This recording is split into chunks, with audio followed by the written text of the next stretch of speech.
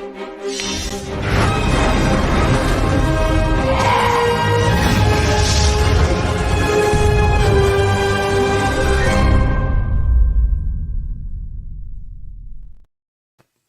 everybody, and welcome to the Fantasmagorium Show's Cat's Double Feature Reviews. Today, she'll be reviewing 65 and Scream 6 in a non-spoilery way.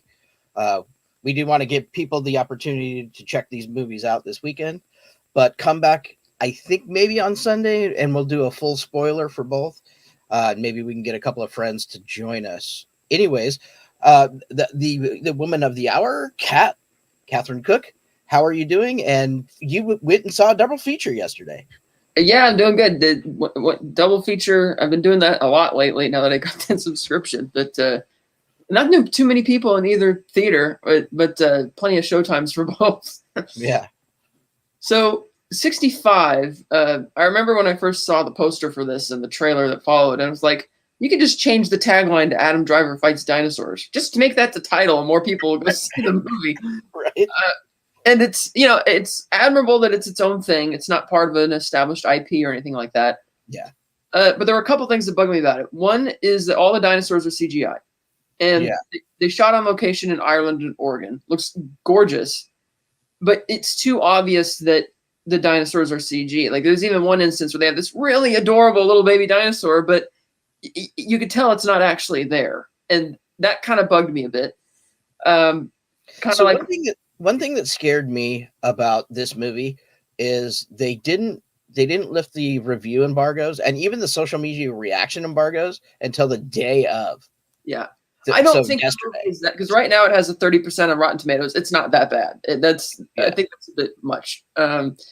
It's just that, okay, so when it's all CG, especially when you look at the likes of the first 3 Jurassic Park movies where they use, a combination of ILM's state-of-the-art visual effects with Stan Winston Studios' unrivaled animatronics, it looked exceptional.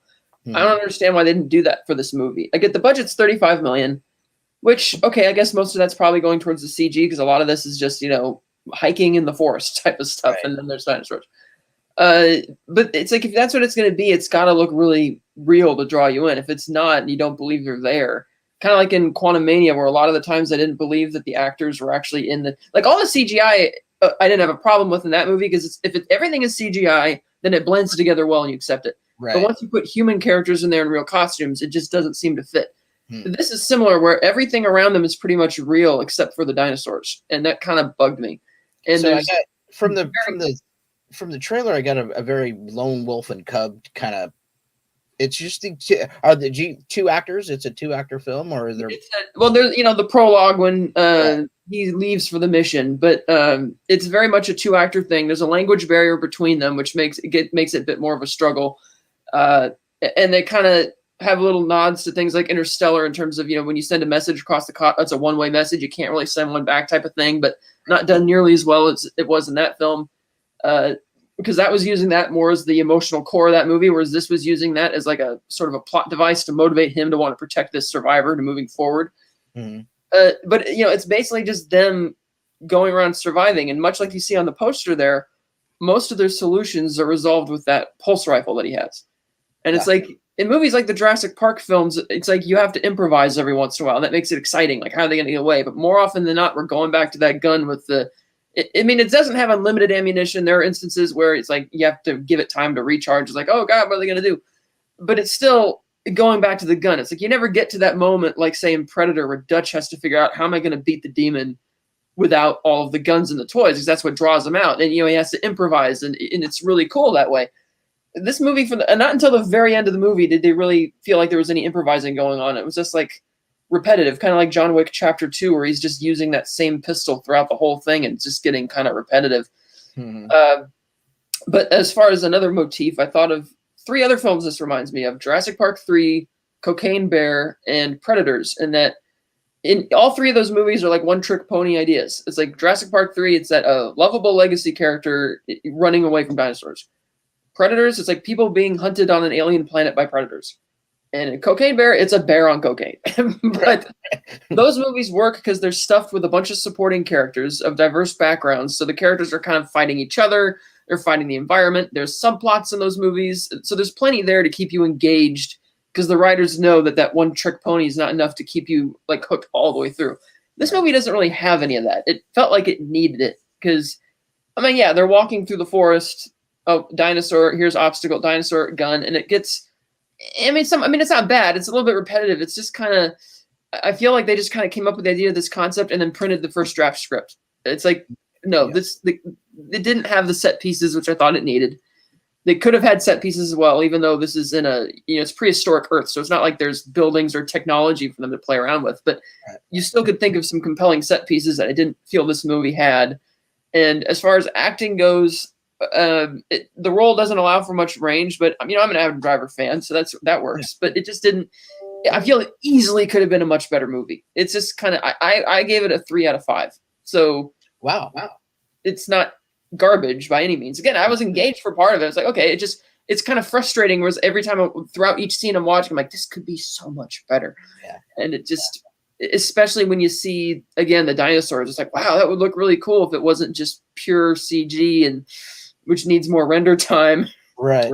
Yeah, it's a very expensive process. But I guess the two people that I saw out of the theater, like first reactions for was Christian Harloff and John Campea.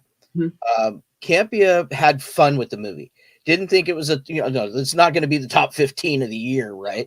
No, right. But he had a lot of fun with it. He was with his brother-in-law Ray, and Ray loved it. But Ray loves big action movies, so this was short. I love it too. And it's short, yeah. So he dug it. Christian, on the other hand, thought more like you. It was there was things about it that kind of worked, but overall, it was just it was. He thought that Adam Driver and the girl, sorry, I can't remember her name. Yeah, Ariana Greenblatt. That's right. Did very very good in the movie. Acted well with what they had. I think he had a problem with the script too. So overall, it was kind of meh for him, just kind of average, just kind of there. Yeah, and then the climax I thought lacked verisimilitude in certain degrees, which we can get into later when we do our spoiler reviews. Kind of took me out. But again, like I feel like if you're gonna make a monster movie, then the monster has to look real. You have to believe that it's actually there. And in an age where, I mean, it's no secret that the VFX industry is under strain right now. Yeah. So why make something that's so over reliant on VFX when you look at just how great the stuff that Rob Bottin and Rick Baker and Stan Winston, all that stuff they did. It's like I get that you can't do that really for full motion monsters, but there's a lot of close-ups in this movie, really intimate, like oh shit type moments. Right. And admittedly, some pretty good jump scares in this movie as well. But it's like you could have had a monster head sculpt for those close-ups in the dark, Yeah, and it's like the jump scare will get you, but then the scene continues and it's still CG, and it's like, I admit I was happy that there was one dinosaur in it in particular, or a few of them, which look kind of like those leapers from the Turok game from way back in the day. I'm like, hey, cool, it's a leaper. Seeing it in live action is kind of neat, but. It's like if that's all your movie is going to be, it's not heavy on plot or character arcs. It's just mostly going to be surviving monsters. Then you have to make the monsters believable and that they're there. And I just didn't feel this movie did that. So this movie was a surprise. I think it was. I didn't think Adam Driver came out of nowhere like this. Right. This came out of nowhere, and it seems like because of the intimacy and the kind of maybe 2 or 3 person cast. I'm like, was this actually done over COVID?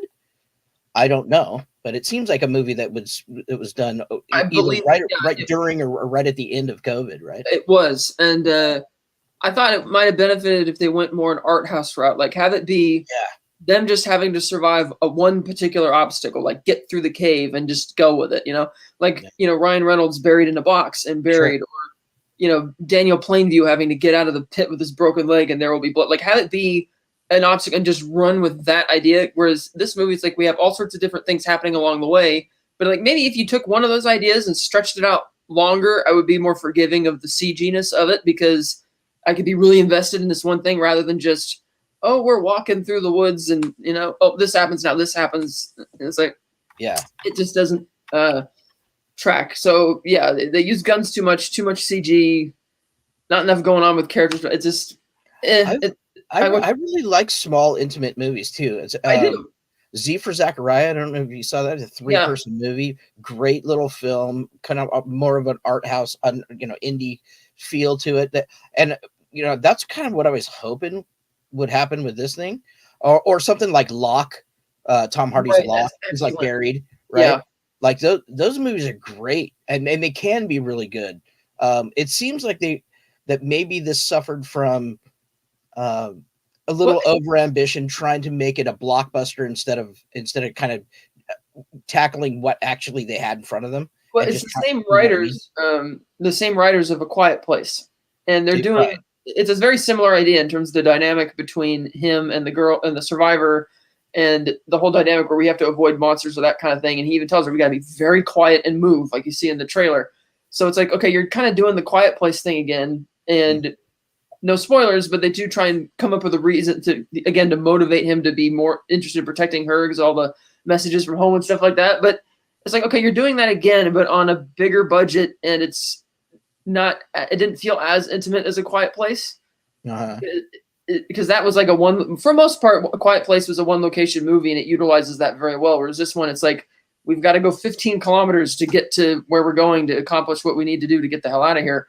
And all the stuff they encounter. Not that it's bad. There's some good intimate moments in there. It's just, it was fine. It's not, like I remember Robert Meyer Burnett's old adage that there's nothing that can't be improved by adding ninjas and dinosaurs, but that's right. It's like the dinosaurs gotta look real. Like, for instance, in Jurassic World Dominion, you knew when they brought back Lewis Dodson that he was going to get killed by Dilophosaurus. You knew that's just a given. And when you see them, they're CGI, and it's like, the Dilophosaur from the original movie, to me, is the most realistic, photoreal-looking dinosaur in that whole franchise. There's no excuse to be using cheap CGI for that in Jurassic World Dominion. Right. It just takes it out, and that's kind of like with this. Like, so many of these scenes, I would be so much more invested if it looked that good as animatronics they were using back in summer 1992. I mean, come on, people. And I guarantee with such a strain on the VFX industry right now, it seems like you could probably get a deal with some practical studio to come in and I don't know. I don't know the financials of those and how the budget compare. I know the budget was $35 million. Yeah, so I know they didn't have a lot of, and most of that probably went to Adam Driver, to be quite honest. Let's see. We got one. Admiral Thierry Tiberius Mork says, neither of these will warrant a trip to the cinema for me, but I'll watch both. 65 most likely being the most up my alley. Yeah. I haven't been a big Scream fan. I watched the first one. I didn't care about any of the sequels. Although I have to say, I heard really good things about 5. And I liked what I saw in the trailer for 6. So 65 would have been my pick out of the 2 until I heard some of the out of theater reactions. I'm like, I don't know if I'm going to go see these in either one of these in the cinema this weekend. Yeah. Anything else that we want to cover on 65 before we jump over to Scream 6? No, again, I give it 3 out of 5. It's not as bad as the 30% rating on Rotten Tomatoes suggests it is. It's not that bad. Yeah. It's fine. I give it like 3 out of 5, so 60%. Just that's a movie that easily could have been better, but it's fine. Like, even when we get to the spoiler review for that on a later day, I don't feel there's much to add to that from a spoilery perspective, because there's not really much to spoil. It's like you see the trailer. It's like, when you see trailers, and sometimes they oversell the movie by showing everything that there is there, and other times they undersell it, which is better to keep a lot of surprises. Yeah. 65 feels like it's not exactly overselling. It's not everything you see in chronological order. It's just like, this is it, and this is all the movie is, and there's no other surprises, so take it or leave it. So right now, 65 is sitting with a 29% on Rotten Tomatoes. That's with 35. There's only 35 reviews. Oh, okay. So that's probably about 110 or 20 that still need to come in, probably over the weekend. So that'll fluctuate. That'll go up and down, but it'll probably hover right around. It's hard to say, but probably around 40%, 35, 40%. Yeah. Audience score is 57% though, but that's only with 50 verified ratings so far. So I mean, it looks like it does look like the audience is having more fun with it than the critics to date, but it's still really early. There's not a lot of. Yeah, I think it'll break even, or if it doesn't turn a profit in theaters, I think it'll turn a profit on home media. Yeah. So. Yeah, it's a low budget. That luckily for them, they didn't spend an outrageous amount of money on this, because easily I could see somebody green lighting this for $150 million, and then they would have got. I know the box office projections for the weekend were pretty low, but I'll be interested to see how much it does make. But, yeah. Scream 6 did it just in previews 5.7 million, which is pretty good. Okay. I think that's beating projections, but so we'll see how that plays out as well. And just as a segue into that, right now Scream 6 on Rotten Tomatoes is sitting at 77%. That's with 166 reviews in, and a 94 audience score with over 500 verified ratings. That is way too high on both counts. Is it? Oh God. Yeah. Okay, so here's the thing. The Scream movies like satirizing or being meta about the genre. Like Scream 1 is satirizing slashers. Scream 2 it's not so much satirizing slasher sequels, because Randy acknowledging that the body count is higher and it's more gory and that a main character is going to die and then doing those things is not satire or commentary. What makes Scream 2 a satire is that the killer in that movie, their motive is, I'm going to blame the movies, and that was really topical back then. And then the other killer in Scream 2, again, spoilers, as soon as you've seen the first 5 movies. But in Scream 2, having Mrs. Loomis, the mother of the killer from the first one, be the killer is a nod to Friday the 13th, Part 1. And it's just as nonsensical, because in Part 1, Mrs. Voorhees isn't going after these specific lifeguards and camp counselors who were responsible for Jason's death. She's just kind of blaming all of camp counselors for this. And similarly, it makes no sense that Mrs. Loomis, who abandoned her son, is going after Sydney, but it's just, again, that's kind of being satirical and commenting on it. Scream 3 was a satire not just on horror threequels, but just, trilogy cappers in general, to the point that it became self-parody, which in a sense is kind of meta in its own right. Scream 4, while the term requel and legacy sequel didn't exist at the time Scream 4 came out in 2011, it technically is, because on the one hand, it's not a remake. They're satirizing remakes, but they brought back legacy characters in Sidney, Dewey, and Gale, who are not the main characters in Scream 4, because that movie sets up Jill and her friends to be like the new core group, because that was supposed to kick off a new trilogy had it been successful, which it wasn't. It didn't break even. And so, granted, the big twist at the end of Scream 4 is your new protagonist turned out to be the killer, which I thought was one of the best twists since the revelation that there were 2 killers in Scream 1. But it's still, as it is a requel, Scream 5 is basically another requel of the first movie, except this time the characters are actually talking about that type of terminology, and the writers were aware of that, so to help separate it from Scream 4, they decide, well, we'll kill off a legacy character this time to increase the stakes, and we'll skewer toxic fandom, which is another way to make it topical. Scream 6 is not satirizing anything. It's not being meta about anything. And once again, having Mindy, the new Randy, basically give the same speech that she gave in Scream 5 about, legacy sequels and the rules of legacy sequels, and just adding that thing that Randy said to Dewey in Scream 2, that the body count's higher, it's going to be goyer, and now main characters are on the table. Well, that doesn't make it satire or, again, meta by acknowledging that. And so the movie essentially has become what they've been mocking. It's just an unnecessary sequel that adds nothing and does nothing.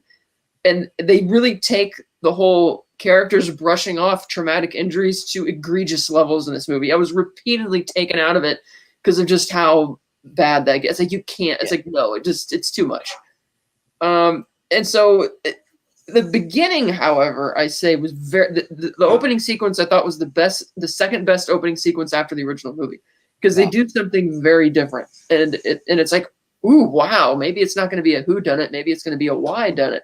And then they take it back and do something else. And it's like, ooh, maybe this is going to be really good. Because if you paid attention to the marketing campaign, the whole marketing was making it sound like this had something to do with all 5 movies being brought full circle to Sam Carpenter, a character who wasn't even alive at the events of the first 2 movies, begging the question, ooh, what is this? What's this about? And I like that right off the bat, they shirk the whole film within a film, like the Stab movies. Like, they're not going to go down that road again. And they make it clear they're not doing that, which is good. Yeah. But after this really neat idea of the prologue and potentially poising the movie to really reinvent a thing, it just falls back on just being another. It's like a requel to Scream 2 in more ways than one, which isn't good. It's just, and yeah, the kills are gorier and stuff, but I didn't feel there was any tension or suspense. I didn't feel like the plot mechanics don't work in this movie at all. Wow. Like the levels of lack of verisimilitude is extreme. I think the killer's motive is better explained than the one that it's homaging, but it still feels empty. It's like you're doing the same thing that you've already done in another movie, but that doesn't make it satirical. It's like, what are you satirizing an earlier film in the franchise? Like, what are you doing? So it's just, and once again, they continue the whole thing where Sam has illusions of her dead, visions of her dead father, which is just cheesy. And like, there's a bit in there, like, Sam Carpenter in the previous movie just stabs the hell out of people. She's like, I'm not like Billy. And they do that again to egregious depths. You see her in one instance stabbing somebody so many times and then stops herself and is like, oh, I'm not going to be like him. It's like, and so it's just, it's laughable at that point. Now, the big kicker people are asking is, can you make a Scream movie without Sidney Prescott? The answer is yes. I did not miss her in this movie. I thought it made sense that she's not in the movie. But I did miss Dewey. And I missed what Dewey provides in all of those movies, because he's more or less, as the law enforcement guy, the real active participant in everything that's going on. And you really miss him here. And even though Gale Weathers, it's mentioned in Scream 5 that her show is based out of New York, she felt like a very random, unnecessary inclusion who's only there for the sake of nostalgia. And the one key piece of information she provides to her new characters would have been leaked to them by Ghostface if she didn't figure it out first. And so it's kind of like, there's really no reason for her to be here. And any sense of character growth she had over the last two movies is totally reversed. Because you saw how she went from just being obsessed with fame and writing these books at the expense of ruining other people, and she kind of wheeled that back in Scream 4, where she's like, look, I want to help solve these things because I literally wrote the book on it. Scream 5, she decides at the end that, I'm not going to write a book on this because let those guys die in anonymity. I'm not going to drag people to. But of course, it's a sequel, so she had to have written another book and gone right back to the way she was in the first three movies, which I felt was just character regression. So there's no reason for her to be here. You miss Dewey. Surprisingly, you don't miss Sidney, but if you're not being satirical and you're not, being meta about anything, and you're just repeating what one of the lesser sequels already did verbatim almost, it's like, then what are we really doing? And I thought they really botched that marketing campaign where they made up a really compelling ideas. Ooh, how are you going to tie all these together if that's the implication? What are we doing here? And it's just really not. And I just felt very flat. Like Scream 5, I still enjoyed it for even its goofiness, and I liked it better than the other sequels, because Scream 2, you figure out who the killers are way too early, which for me is a sucker for whodunits and appreciating the mystery aspect of the movies more than the gore. I felt that was really disappointing. Scream 3 is self-parody and just too goofy and falls apart in the third act. Yeah. And Scream 4 has atrocious cinematography. It's just so, the outdoor scenes look like they're lit on a stage with super high key lighting, and like even street lights at night have that rings around it because of how poorly lit everything is. And the scenes at night also look like they have really high contrast. And supposedly that was deliberate because they were trying to make fun of how, because that movie was satirizing remakes and they're supposed to be making fun of how bad remakes look. But to me, I've seen a lot of horror movie remakes. They don't look that bad. And that just took me, and even though that was a good script, Scream 4 was a very good script. Yeah. It took me out of it too much for how ugly it looked, which is why I gave Screams 2, 3, and 4 3 out of 5. I gave Scream 1 4.5 out of 5. That's one of my favorite just teen movies in general, even though everybody's in their 20s playing as equal.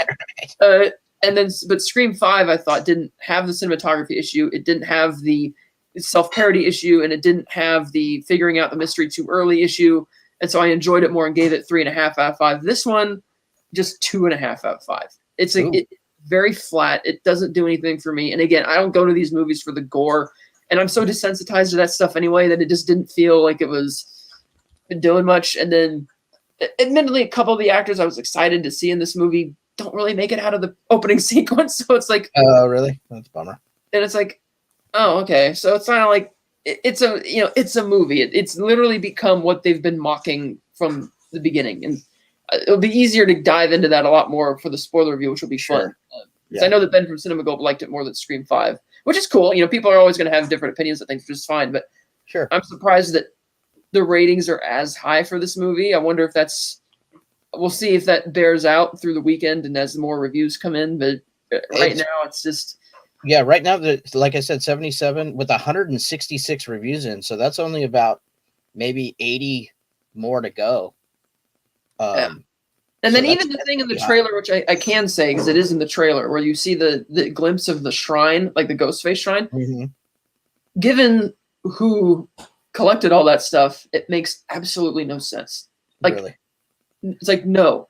The person who collected all this was something else. And it's like, that doesn't track. And that's another thing which doesn't work. So it'll be fun to get into that on Sunday or whatever. But yeah, as it stands, I was really excited. And I was kind of disappointed. So 2.5 out of 5 for Scream 6. Huh? That's pretty bad. Yeah, audiences are loving it though. Audience 94% audience score. It's pretty large. Yeah, I think it's also that I don't find the new characters that compelling. It's like Scream 5 worked because they did bring back the legacy characters, and they were homaging the original movie and having fun with it. Whereas this movie, because Dewey's not there, who's a core member, Sydney I felt was almost forced into Scream 5, even though I thought it worked. I was fine not having her here. Gail's a waste. And so you're left with these new characters, and either you like it or you don't. And I honestly wasn't a big fan of the new Randy in Scream 5 because she was too self-aware in Scream 5. Like, the actual Randy and the other characters like him in the first 4 movies don't suspect that the killer is somebody in their friend group because they don't know they're in a movie, right? In Scream 5, she's acutely aware that the killer is in the friend group, but is so chillaxed about it and blasé about it. And she doesn't know. And it's like, she talks about how there's always 2 Ghostface killers, always go back to the original, but then she doesn't know. She has a suspicion of who one of them is, but she doesn't know who the other is, and will literally follow people down into the basement and comment, "Oh, I could be the killer. You shouldn't really trust me." And it's like, what are you doing? It's like it's too fourth wall breaking, self-referential to the point that it was just silly. And they kind of do more of that here. So I'm not on board with, like, a lot of people go Gaga. I don't really care for her. I did like the character that her brother, Chad. I liked him a lot in Scream 5 and thought he needed more screen time. He has more screen time in Scream 6, but I wanted him to have a bigger role than he does. So yeah, Hayden Panettiere is back in this one too, right? Oh, that's right. Yes, she is. And she was good. I didn't think she was as much of a scene stealer as I was hoping. It's like she's there, you know, and you have red herrings in this movie, and not just red herrings in terms of who it might be, but red herrings in terms of what the motive might be, which is clever. And I also, kudos where it's due, I like that the characters aren't spending as much time trying to figure out who it is as opposed to figuring out how can we catch him and trap him. It's like, good, you're learning, but you still are for it, which is why I wasn't really invested in the mystery of it, because it's kind of like a double-edged sword. It's like, okay, you make the characters smarter by trying to figure out how to outsmart the guy and win, but that comes at the expense of not investing in the mystery of the who it is that much, to where it's like, I'm not very invested in it. And when it finally came time to unmask, it's like, well, I've had a suspicion of who it is from the beginning, because they sort of give it away very early on, like they do in one of the other sequels. But it's like, well, who are it's just, again, we'll have to save it for the spoiler review, but right now, How was Jenna Ortega? She was good. I think she was as good as in the last movie. Yeah. Was she in Scream 5 too? Yeah, because she in the lead. I didn't realize that. I thought this was her first outing. Oh, no. Good. Cool. Awesome. Well, yeah. So, I mean, that, you know, I don't know which one is going to, well, I do know which one's going to win the box office this weekend. It's obviously it's going to be Scream 6, but, I mean, out of these 2 movies. Oh yeah, Scream 6 is going to win the box office. But you actually liked, you enjoyed 65 more, it sounds like.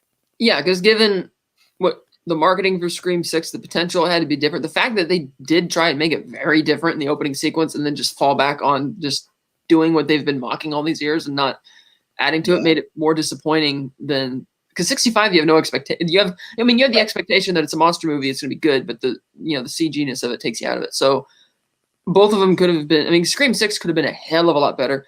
65 could have been, a lot better if they, real dinosaur, animatronics and that kind of thing. But okay, that's my hot takes on those 2. Right. Awesome. Well, hey, we're looking at a tight 30-minute show. This was great. A little non-spoilery review of Cat's double features. I think we're going to try to do Sunday afternoon.